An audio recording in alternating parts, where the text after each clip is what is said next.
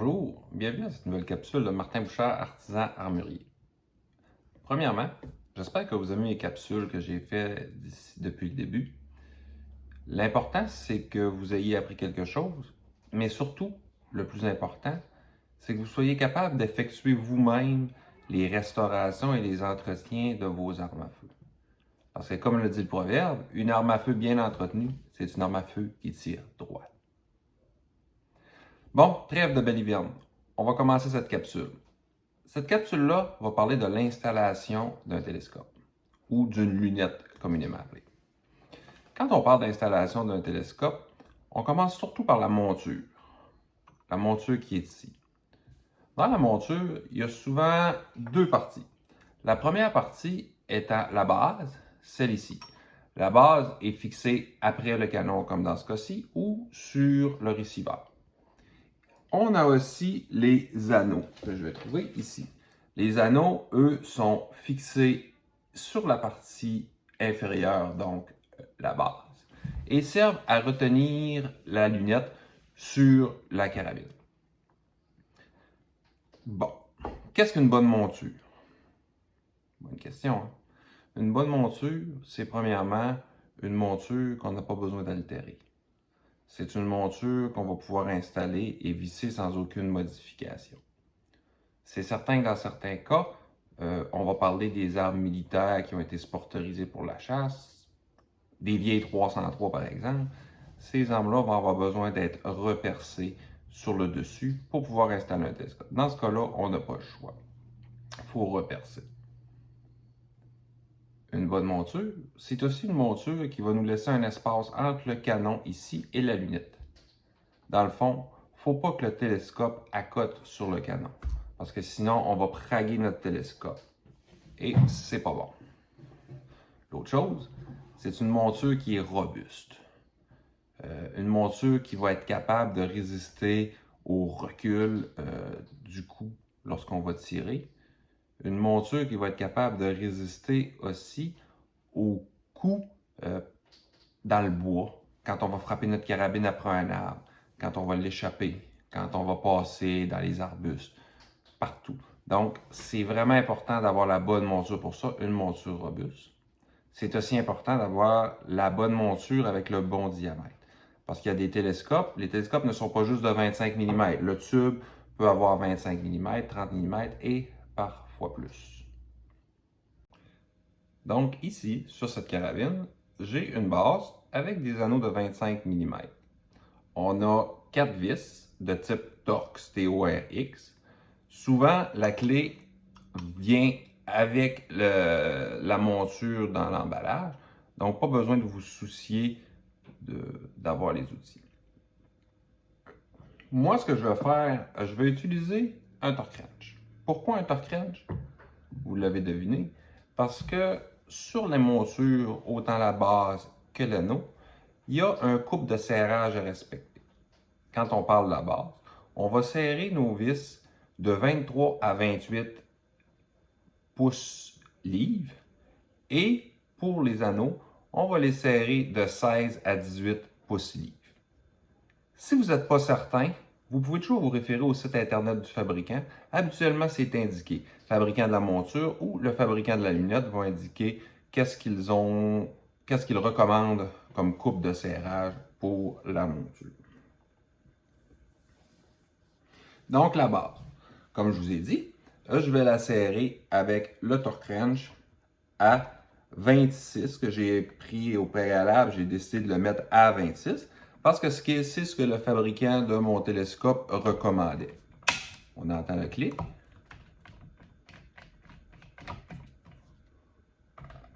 Le clic.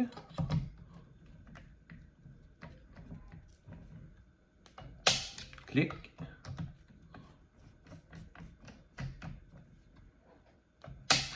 Et comme vous voyez, c'est pas comme des pneus de char. Vous n'avez pas besoin de resserrer les autres, ils ne revireront pas. C'est vraiment serré et il n'y a pas de problème. Donc, en théorie, toute personne qui monte un télescope normalement va venir installer son télescope et va venir installer la moitié supérieure de ses montures.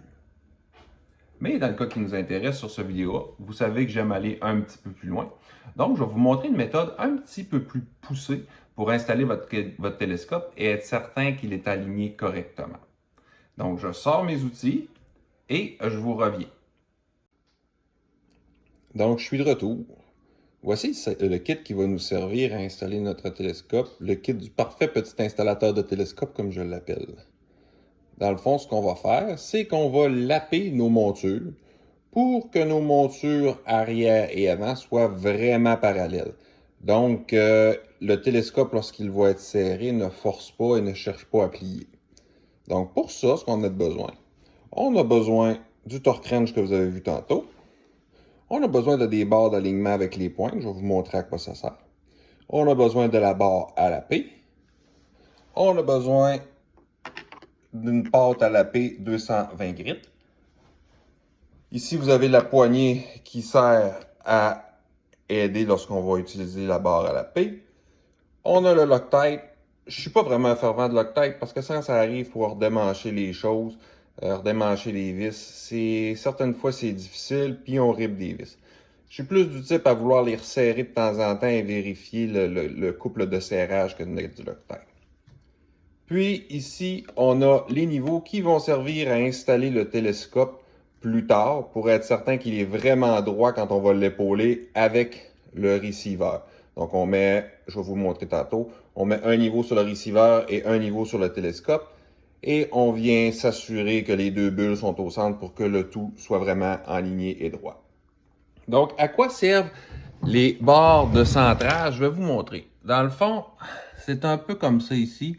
On voit là, si vous voyez un petit peu le côté ici, la barre ici, la pointe ici, et une petite affaire plus haute que la pointe ici. C'est pas majeur. Dans ce cas-là, c'est quand même une bonne monture. Donc, c'est une monture qui était quand même très bien machinée. Mais pour les besoins de la cause, on va la laper. Et puis, je vais vous montrer comment on fait. Je prépare ma barre à laper et je reviens. Donc, voici comment on commence l'étape de lapage de notre télescope, des montures de télescope. La première chose, c'est qu'on va prendre notre pâte, on va venir l'insérer à l'intérieur de la base ici, des anneaux de la base, les deux anneaux. Ensuite, on va venir faire la même chose avec les anneaux supérieurs, la partie supérieure des anneaux. On va en mettre à l'intérieur.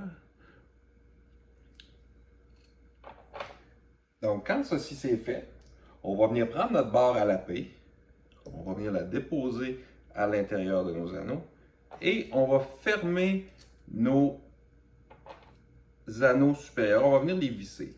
C'est pas important de les visser trop fort parce que dans le fond, il faut être capable de faire un mouvement de va-et-vient avec la barre à laper. Donc, la seule chose qui est importante qu'il ne faut pas oublier, c'est lorsque vous lapez, vous avez décidé que la partie supérieure de l'anneau avant et arrière où ils vont, vous ne pouvez plus par après les interchanger arrière-avant ou même prendre l'anneau avant, lui faire faire un 180 et le mettre comme ça. Dans le fond, c'est vraiment la position que vous allez laper, ça va être important de garder tout le temps la même position. On peut se mettre une petite marque sur les anneaux. Moi, je ne fais pas de marque rien parce que j'aime pas savoir de marque sur mes télescopes. Donc, on remet tout le temps les pièces, les composantes des montures à la même place, dans le même sens. Ça, c'est très important. Donc, ce qu'on fait après ça, c'est qu'on va venir visser notre monture. Pas trop. Parce que comme je vous dis, il faut vraiment que l'avant et l'arrière puissent glisser.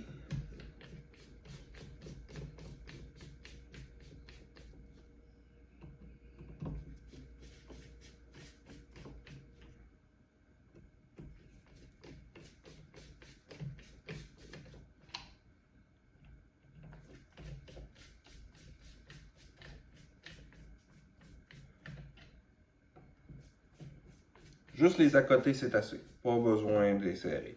Comme vous voyez, regardez, la barre est quand même, elle bouge quand même très bien. On est capable de l'avancer et de la reculer. Donc, on fait ce mouvement-là. On va faire ce mouvement-là. Quand est-ce qu'on sait qu'on arrête? Bien, ce qu'il faut faire, c'est qu'on va enlever nos anneaux et on va regarder. On s'attend d'avoir une usure parce que l'intérieur de la base et de l'anneau est noir. On s'attend à voir une usure de 60 à 80 %. Quand 60 à 80 % de la monture est polie, on peut arrêter parce qu'il faut garder une place ici vraiment où le télescope va s'asseoir et va être coincé. Parce que si on le fait trop, bien, on va donner du lousse à notre télescope et il risque de bouger. Donc, quand on est lapé de 60, 70, 80 %, on arrête ça. Donc, ce que je vais faire, c'est que je vais le laper jusqu'à 70, 80 %, puis je vais vous revenir.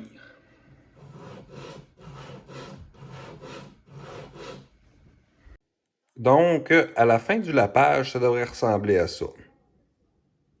On voit qu'on est arrivé sur le métal à certains endroits, la peinture est partie. Comme je vous dis, il ne faut pas tout enlever parce qu'il faut quand même avoir un appui, une assise où ce que notre télescope va s'asseoir et va être bien grippé. Malgré le fait que les rings sont un petit peu plus, les anneaux sont un petit peu plus petits, on a du jeu, c'est pas l'idéal d'aller le laper au complet. Je vais installer les barres avec les pointes, puis je vais vous montrer qu'est-ce que ça donne au niveau de l'enlignement présentement. Voici ce que ça donne au niveau de l'enlignement après le lapage. Donc, on est vraiment centré. Les deux barres sont vraiment parallèles, une face à l'autre, enlignées. Donc, on est maintenant prêt à poser notre télescope. Bon, on est de retour avec l'installation du télescope en tant que tel. Donc, qu'est-ce qui est important quand on installe le télescope, c'est d'être sur une surface plane comme celle-ci. C'est aussi important d'être au niveau. L'important, la première chose, c'est de mettre notre carabine au niveau. Donc, je vais aller pour que la bulle soit dans le milieu. C'est fait. Ensuite, je vais prendre le télescope que je vais installer ici. Et je vais faire la même chose. Je vais installer la bulle sur le télescope, le niveau, et je vais le tourner lentement pour que la bulle soit au milieu.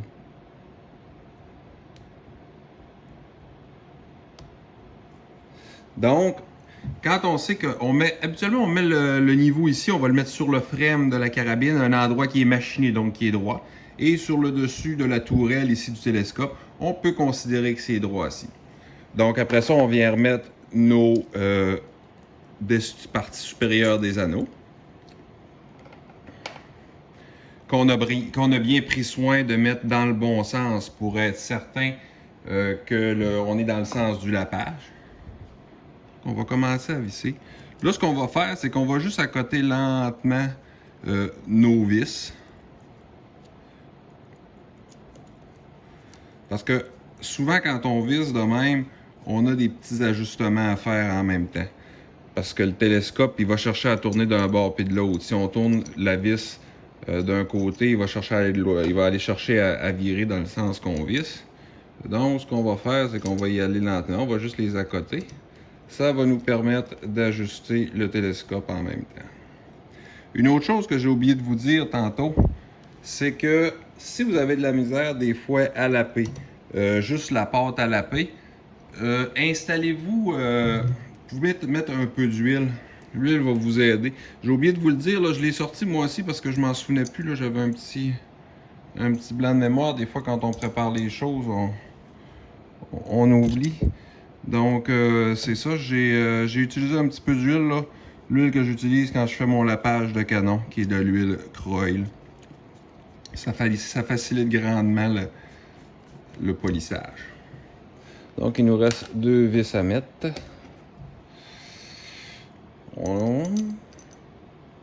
Comme vous voyez, c'est quand même une étape, c'est quand même assez long et surtout assez méticuleux, mettre un télescope et l'installer comme il faut. C'est une étape qui est importante parce que si on le fait pas comme il faut, après ça, il ne faut pas s'attendre d'avoir de la précision lors de l'ajustement. Donc, on ajuste notre petit niveau ici. On s'assure que le niveau en bas sur le receiver, sur le frame est droit. C'est droit. Celui en haut est un petit peu. On va lui donner un petit coup pour l'ajuster. Hein? C'est beau. Donc là, ce qu'on va faire, on va visser en étoile. On va visser un petit peu ici, on va serrer.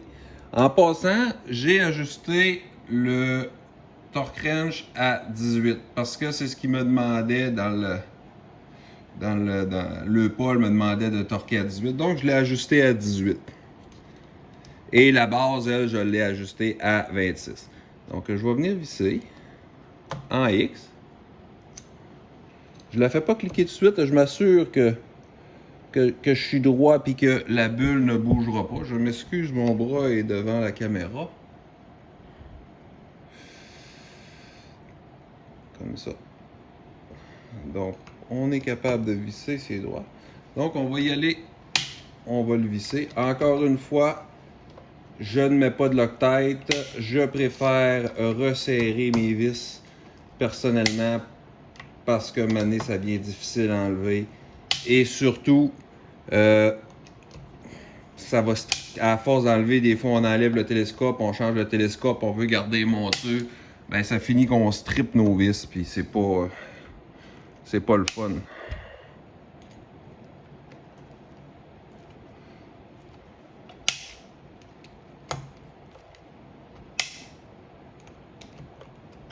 Donc comme ça, on est sûr qu'on est au niveau. Si je regarde, je vais essayer de bouger, je vais essayer de prendre la caméra, excusez-moi si je vous donne mal au cœur. On va regarder voir ce que ça dit. Donc dans le fond, la bulle est en plein centre ici. Et la bulle est en plein centre ici. Donc dans ce cas-là, on sait que notre télescope est correctement aligné. Tout ce qui va nous rester à faire, ça va être de l'ajuster.